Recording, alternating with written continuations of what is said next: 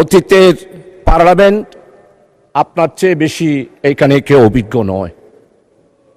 আপনি একজন বীর মুক্তিযোদ্ধা এবং আপনি স্বাধীনতার একজন ইতিহাসের বটবৃক্ষ হিসাবে স্বরাষ্ট্রমন্ত্রী উল্লেখ করেছেন। আমি ওনার সাথে সম্পূর্ণ একমত। মাননীয় স্পিকার, আজকে আমাদের এই মহান সংসদে আমি সর্বপ্রথম বিশেষ করে আমাদের মাননীয় সংসদ সদস্য অত্যন্ত প্রবীণ এবং ইতিহাসবিদ, উনি যেই কথাগুলো উল্লেখ করেছেন আমি মনে করি এগুলোর জবাব দেওয়ার কোনো প্রয়োজন নেই। তার কারণ হচ্ছে জাতি জামাত ইসলামীকে ইতিহাসের কাঠগড়ায় এইবারের নির্বাচনে আনুপাতিক হারে ভোটের সংখ্যার দিক থেকে জাতি আমাদেরকে স্বীকৃতি দিয়েছে আমরা যে দেশপ্রেমিক, আমরা দেশকে ভালোবাসি, দেশের মানুষকে ভালোবাসি। আজকে কথা উঠেছে মুক্তিযোদ্ধা সম্পর্কে। জামাত ইসলামী এই পর্যন্ত স্বাধীনতার ইতিহাস সম্পর্কে জামাত ইসলামীর পক্ষ থেকে স্পষ্ট বক্তব্য দিয়ে দেওয়া হয়েছে মাননীয় স্পিকার।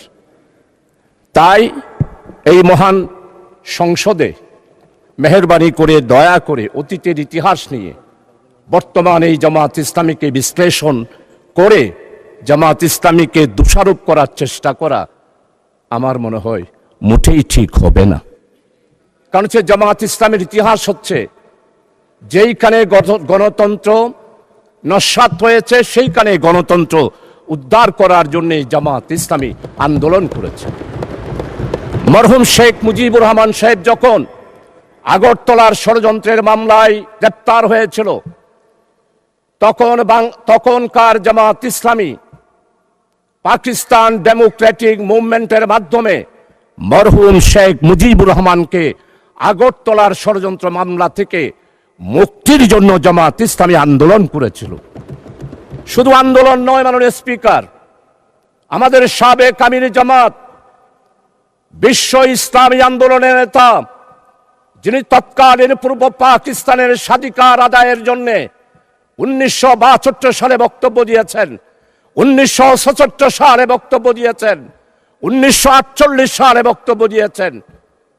মরহুম শেখ মুজিবের মুক্তির জন্য যে ডাইরেক্ট অ্যাকশন কমিটি হয়েছিল সেই অ্যাকশন কমিটির সেক্রেটারি ছিলেন অধ্যাপক গোলাম আজম এবং জামাত ইসলামী ছিল সেই জোটের একটি সংগঠন। আর জয়েন্ট সেক্রেটারি ছিল জনাব আব্দুস সামাদ আজাদ সাহেব।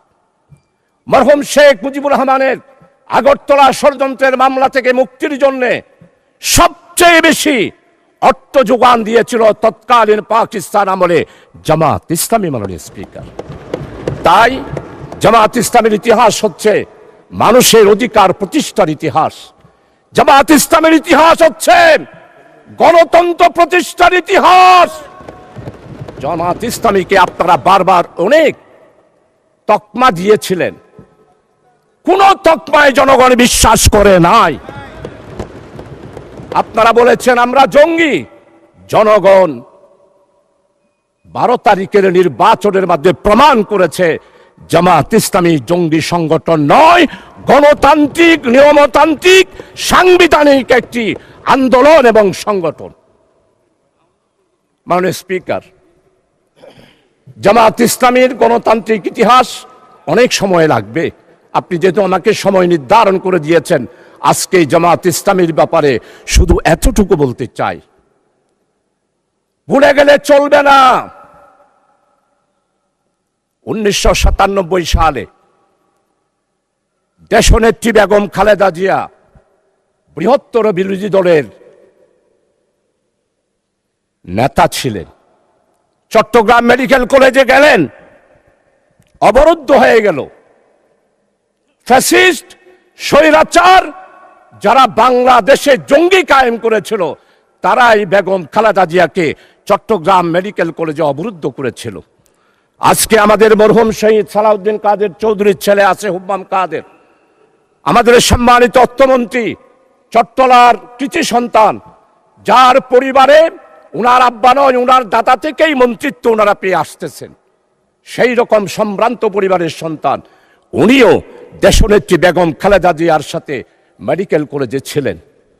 আজকে সম্মানিত অর্থমন্ত্রী, আপনি স্বীকার করবেন সর্বপ্রথম টেলিফোন করেছিল মরহুম শহীদ সালাউদ্দিন কাদের চৌধুরী আমি শাহজাহান চৌধুরীকে।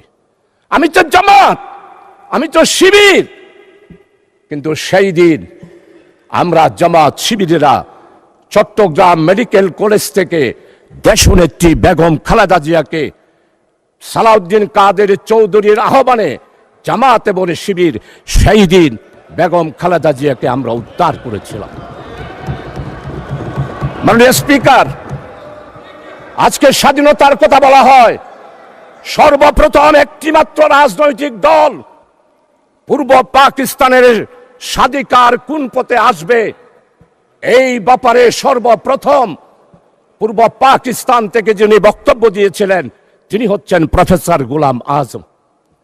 1970 সালের নির্বাচন হলো, নির্বাচনের পর সর্বপ্রথম একটি রাজনৈতিক দলের পক্ষ থেকে সমস্ত পত্রিকা সাক্ষী তাসপাটু পাওয়ার শেখ মুজিবুর রহমান প্রফেসর গোলাম আজম বক্তব্য দিয়েছিলেন। আমরা সেই দিন বলেছিলাম সংখ্যাগরিষ্ঠতা হিসেবে আওয়ামী লীগ যেহেতু জনগণ রায় দিয়েছে, তাই শেখ মুজিবের হাতেই ক্ষমতা হস্তান্তর করুন। আজকে সম্মানিত আমার অত্যন্ত পরম মুরব্বী ইতিহাসবিদ, আমি ওনার ফেসবুকে সব বক্তব্য শুনি, ওনার মনের ভিতরে অনেক আবেগ। 1757 সালের ইতিহাস আপনি তুলে ধরেছেন, পাল বংশের ইতিহাস তুলে ধরেছেন, কিন্তু আপনি কি ফরাজি আন্দোলন, ফকির আন্দোলন, খেলাফত আন্দোলন, ওয়াহাবি আন্দোলন, উলামায়ে কেরামদের ইতিহাস আপনি তুলে ধরেন নাই? সেই দিন আমাদের খেলাফত আন্দোলন, ওয়াহাবি আন্দোলন, ফকির আন্দোলন, মজলুম আন্দোলন, হাজী শরীয়তুল্লাহর আন্দোলন আপনি যদি তুলে ধরতেন তাহলেই মনে করতাম আপনি একজন নিরপেক্ষ ব্যক্তি। এখন আমার মনে হচ্ছে আপনি নিরপেক্ষ নয়, আপনি শুধু জামাত ইসলামিয়ার মুসলমান আর ইসলামী আন্দোলনকে আঘাত করার জন্যই পার্লামেন্টে বক্তব্য রেখেছেন। আমার নেতা, আমাদের অপোজিশনের লিডার, উনি মুক্তিযোদ্ধার পরিবারের সন্তান, শহীদ পরিবারের সন্তান, এটার উপরও আপনি আঘাত করেছেন। আপনার মনের বেদনা আমরা বুঝতে পারি। মাননীয় স্পিকার, জনাব প্রেসিডেন্ট ভাষণ দিয়েছেন, সেই ভাষণের ব্যাপারে মাননীয় সংসদ সদস্যবৃন্দ অনেকেই ওনাকে সাধুবাদ জানিয়েছেন। আমরা এটার বিরোধিতা করি না, কিন্তু আমরা স্পষ্ট বলতে চাই, জনাব প্রেসিডেন্ট, আপনি শপথ ভঙ্গ করেছেন, আপনি জাতিকে বিভ্রান্ত করেছেন। আপনি বলেছেন প্রধানমন্ত্রীর পদত্যাগ আপনার কাছে পৌঁছে নাই, আপনি নাকি সেটা গ্রহণ করেন নাই। তাহলে আপনারাই বিচার করেন সংসদে, একজন প্রেসিডেন্ট শপথ নেওয়ার পর কিভাবে জাতিকে বিভ্রান্ত করার জন্য ইন্টারিয়াম গভর্নমেন্ট গঠন হওয়ার 6 মাসের পরেও উনি বললেন শেখ হাসিনার পদত্যাগপত্র আমার কাছে পৌঁছে নাই।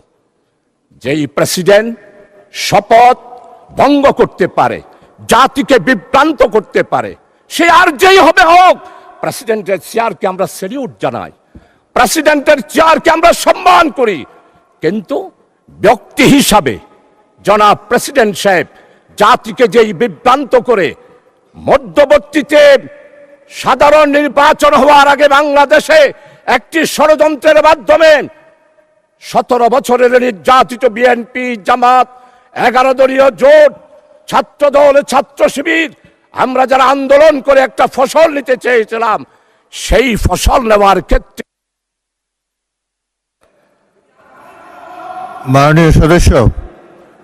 মাননীয় সদস্য আপনি 2 মিনিটের মধ্যে কনক্লুড করেন।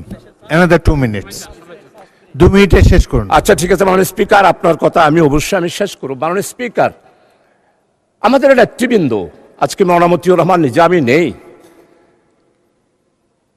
10 বছর পার্লামেন্টে ছিলেন, আপনি তার সাক্ষী। মাওলানা মতিউর রহমান নিজামী এই পার্লামেন্টে কাকো আঘাত দিয়ে কোনোদিন কথা বলেছে? আমি ওনার বক্তব্য লাইব্রেরিতে গিয়ে সব সময় পড়ি, যেমন শাহজিজের বক্তব্য পড়ি, তেমন মাওলানা মতিউর রহমান নিজামী শহীদের বক্তব্য পরিবারের স্পিকার আজকে মাওলানা মতিউর রহমান নিজামীকে খুঁজে পায় না পার্লামেন্টে। আল্লামা হযরত মাওলানা দেলোয়ার হোসেন সাইদি রহমতুল্লাহ আলাইহি উনি এইখানে বক্তব্য রেখেছেন। আজকের সম্মানিত মির্জা ফখরুল ইসলাম মহাসচিব চরমভাবে শ্রদ্ধা করি, উনি আমাদের কৃষি মন্ত্রী মাওলানা মতিউর রহমান নিজামীর স্টেট মিনিস্টার ছিলেন, প্রতিমন্ত্রী ছিলেন। উনি এত ভালো ভালো পদক্ষেপ নিয়েছেন কৃষি ডিপার্টমেন্টে। আজকের কৃষিমন্ত্রী যিনি আছেন অত্যন্ত বিজ্ঞ। আমার মনে হয় আমাদের মির্জা ফখরুল ইসলাম সাহেবের রেখে যাওয়া, মাওলানা মতিউর রহমান নিজে রেখে যাওয়া কৃষি মন্ত্রণালয়ে উনি সেই পদক্ষেপগুলো গ্রহণ করছেন। আজকে তাকে শ্রদ্ধা ভরে স্মরণ করছি। তাকে কেন ফাঁসি দেওয়া হলো মাননীয় স্পিকার? উনি কি মানবতা বিরোধী অপরাধ ছিল? আজকে দেলোয়ার হোসেন সাইদি সাহেবের রাজ সাক্ষী, উনার বিরুদ্ধে সাক্ষী দেওয়ার জন্যে যেই সনাতনী হিন্দু ধর্মের ভদ্রলোক ছিলেন, উনি কি বলেছেন?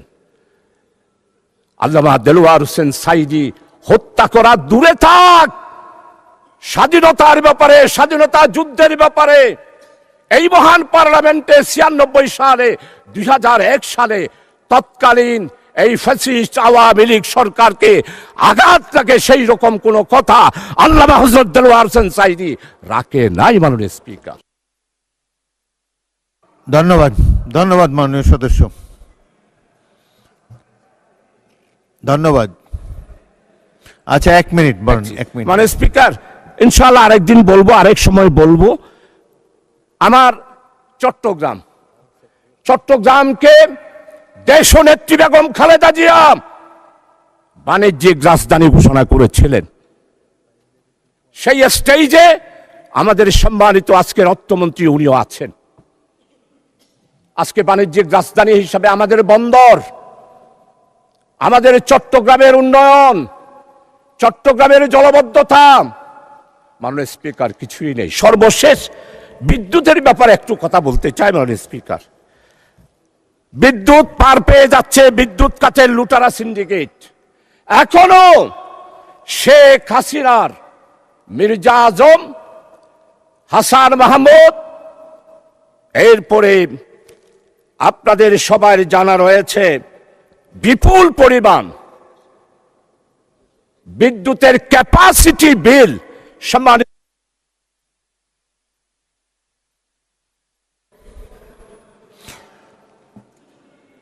মাননীয় সদস্যবৃন্দ, ধন্যবাদ।